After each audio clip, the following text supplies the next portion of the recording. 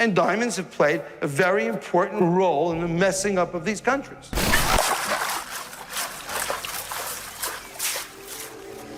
We eat diamonds, we dream diamonds, we sleep diamonds. So, it's there in the blood, This mineral you find, it is very important. What if I told you that the diamonds we cherish, those symbols of love and success, hide a sinister secret? When you think of diamonds, you picture elegance, luxury, and romance. But beneath their sparkling surface lies a dark reality, one of violence, exploitation, and manipulation. The very gems that adorn jewelry counters and red carpets have fueled wars, armed child soldiers, and devastated countless lives. Today, we're uncovering the shocking truth behind the diamond industry. It's a deception so vast that it has shaped economies, toppled governments, and kept millions in the dark. If you're ready to see through the glitter and uncover the real story, hit that subscribe button and ring the bell, because this is a story you won't want to miss. Let's dive into the dark side of diamonds. For decades, diamonds have been associated with romance and wealth. Yet, the brutal reality is that many of these stones come from conflict zones, areas embroiled in violence, corruption, and human suffering. The term blood diamonds or conflict diamonds refers to diamonds mined in war zones and sold to finance armed conflicts against governments, often resulting in mass atrocities. In the 1990s, Angola's brutal civil war exemplified this horrific cycle.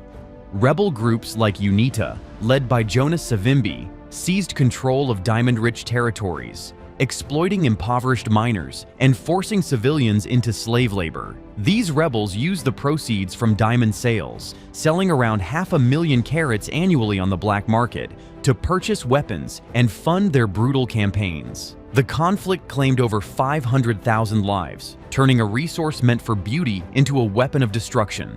Similarly, in Sierra Leone, rebel factions known as the Revolutionary United Front, RUF, used diamonds to bankroll a decade-long civil war characterized by horrific atrocities. Entire villages were massacred, limbs were hacked off as a terror tactic, and child soldiers, some as young as 10, were forced into brutal combat roles. The world watched in horror as these conflicts raged, yet the blood diamond trade persisted. How did these conflict diamonds reach the global market? The answer lies in complicity and greed. Major Western businesses and diamond markets, knowingly or unknowingly, played a role in perpetuating this cycle. One infamous figure, Belgian businessman Serge Muller, dubbed Mr. Blood Diamond, was a key player in smuggling weapons into war zones in exchange for diamond rights. Muller's dealings helped ensure rebels and corrupt officials had an endless supply of arms, fueling ongoing violence. Even more shocking is the fact that large diamond dealers in global hubs like London and Antwerp knowingly purchased conflict diamonds. These illicit stones often found their way into luxury jewelry stores, where consumers remained oblivious to the suffering embedded in their sparkling purchases. The fact that blood diamonds could be so easily integrated into the legitimate market underscores a disturbing level of complicity within the industry, child labor, and human cost. The human toll of the diamond trade is tragic. Thousands of children, some as young as 10, are forced to work in perilous conditions, digging through muddy tunnels, risking death from mine collapses, drowning in flooded pits, or facing brutal beatings if they fail to meet targets.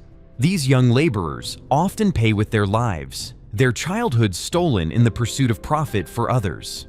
Hollywood finally broke the silence in 2006 with the release of Blood Diamond, starring Leonardo DiCaprio. The film exposed the horrifying realities of conflict diamonds, forced labor, child soldiers, and violence, bringing global awareness to the issue, the industry's response, and the flawed Kimberley process. In response to mounting pressure, the diamond industry introduced the Kimberley Process Certification Scheme in 2003. Marketed as a solution to blood diamond trade, it aimed to certify that diamonds were conflict-free. On paper, it seemed effective, only allowing legally traded conflict-free diamonds into the market, but the reality was far more troubling. Loopholes quickly emerged. Countries like the Central African Republic and Zimbabwe continued to export conflict diamonds despite bans, often smuggling them across borders and relabeling them as conflict-free. The Kimberley process only bans diamonds sold by rebel groups, not those sold by governments engaged in violence or corruption. This means that even diamonds mined amid brutal military crackdowns, like Zimbabwe's seizure of the Marange diamond fields, could be legally sold, all while funding violence and human rights abuses. Beyond the bloodshed, a fundamental deception lies at the heart of the diamond industry. Diamonds are not inherently rare. Unlike gold, which has limited deposits and intrinsic value, diamonds are abundant. The true scarcity of diamonds is artificially manufactured through a tightly controlled supply chain. De Beers, the industry giant that monopolized the global diamond trade for over a century, has played a central role in this illusion. The company hoards massive stockpiles of diamonds and releases them in small quantities to maintain high prices. By restricting supply and creating a perception of rarity, De Beers and similar corporations have convinced consumers that diamonds are priceless treasures, symbols of eternal love and status. In reality, the market is flooded with diamonds, and their resale value is shockingly low. Once purchased, a diamond often loses 50 to 80% of its value. The phrase, "a diamond is forever," becomes a marketing ploy, not a reflection of true worth. The industry's goal isn't to provide enduring value, but to keep consumers buying, trapping them in a cycle of perpetual investment. Lab-grown diamonds. Fortunately, the future of diamonds is changing. Advances in technology have made it possible to create diamonds in laboratories, synthetic diamonds that are chemically, physically, and optically identical to mined stones. These lab-grown diamonds are rapidly gaining popularity as ethical alternatives. They are more affordable, up to 10 times cheaper than natural diamonds, without sacrificing quality. More importantly, they are eco-friendly, requiring less energy and avoiding the environmental devastation associated with traditional mining. Most critically, lab-grown diamonds are conflict-free, eliminating the human rights abuses and violent conflicts tied to their natural counterparts. As consumers become more conscious of their purchases, lab-grown diamonds are disrupting the industry's outdated practices. They embody transparency, sustainability, and affordability, offering a guilt-free way to enjoy the beauty of diamonds without funding violence and exploitation. The next time you gaze upon a diamond, remember the blood, the lies, and the deception woven into its history. These stones, often marketed as symbols of eternal love, have a dark past rooted in greed, violence, and manipulation.